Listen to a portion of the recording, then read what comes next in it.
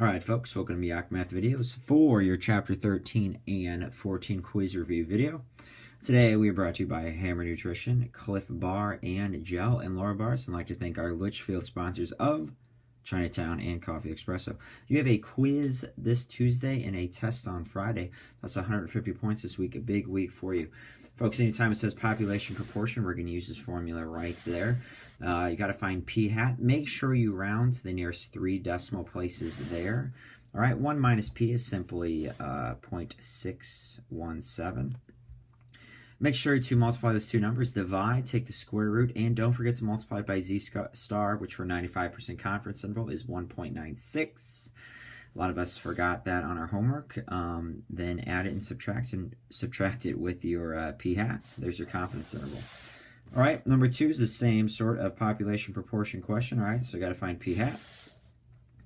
There it is, margin of error 2.2%. Simply add it and subtract. Again, pause this whenever you need to. Going to be a somewhat fast video here. Folks, when it says population mean, you need to look at your sample mean. All right, 38.4. 175 are in your sample. Standard deviation of 2.5, which is a relatively low standard deviation there. That's the formula in use. All right, plug in what you know. Make sure to divide by the square root of 175. When your standard deviation is low, your margin of error there is going to be pretty small. All right, so the claim looks false because that upper limit is definitely smaller than 40.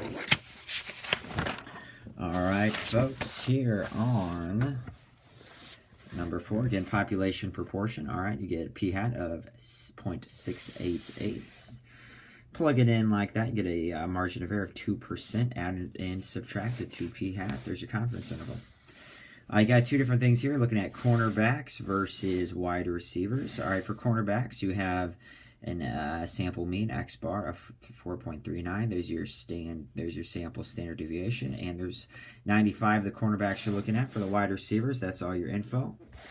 All right, 95% confidence interval for both. Rounded to 2 decimal places here because that's how we tell time in this example. 4.45 seconds, you're rounded to the nearest hundredth.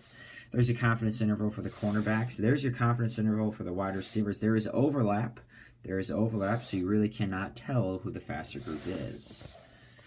All right, again, you have a sample mean of 131.4, a huge sample size, and your sample standard deviation is 18.1.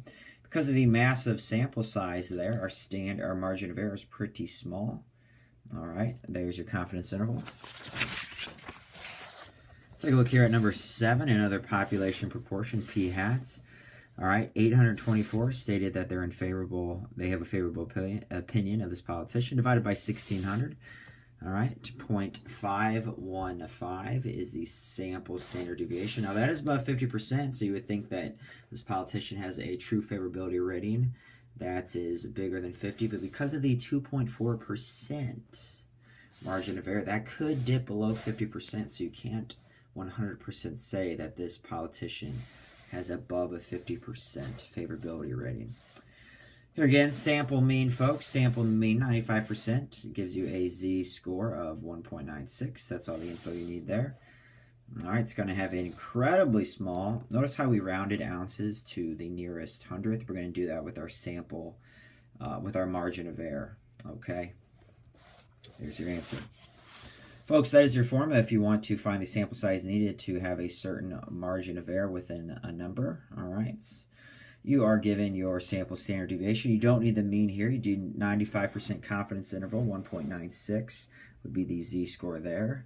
And remember, you always round it up. Always round it up to the nearest person. So 89. Even that was 88.11, rounded up to 89. 90% confidence interval, 1.645. All right, for your z-score.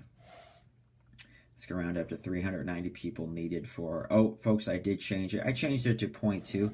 Margin of error of 2 only made it 4 people, which is silly. You need more than 4 people. All right, so I changed that to 0.2. We'll talk about that tomorrow in our review. All right, folks, just 2 pages left here. Let's take a look at number 10. A claim, all right, with a percentage. So our p-hat is 0.913. If Find a margin of error of 1.6%. Know how to use that calculator beforehand. All right, I'm not going to tell you during the quiz. And it's just short of 93%, so they should probably not say 93% is happening unless, I mean, they could increase the sample size, hope for better results. It could be below 90%, actually. Male results in certain tests, 78.1, standard deviation of that. Female results given as such with that standard deviation. All right, so for the male, 95% confidence interval. Your margin of error is pretty low there, so that's your confidence interval. For the females, margin of error 0.79. So notice here that the lower end for the boys is still bigger than the high end for the girls, just barely. So males did better on this test. All right. And our man, Willie Deckham, shoots 200 free throws. This starts his pro career. He makes 166 of those, creating 95% confidence interval for what we expect him to shoot. All right, don't forget about that 1.96. I almost did. Margin of error, 5.2%. So we'd expect him to finish the season anywhere between that, really. And lastly here on 13, a regional store wishes to have its stores all the same size and located in similar cities. Average 30,000 in sales a week. For-year analysis of 90 of its 252. It has 252 locations, but it only sampled 90. Okay, so don't pick 252 like I almost did. That's your information, folks. Formula 2 there we're going to use. Margin of error of about $7,800. Added and subtracted to that sample mean.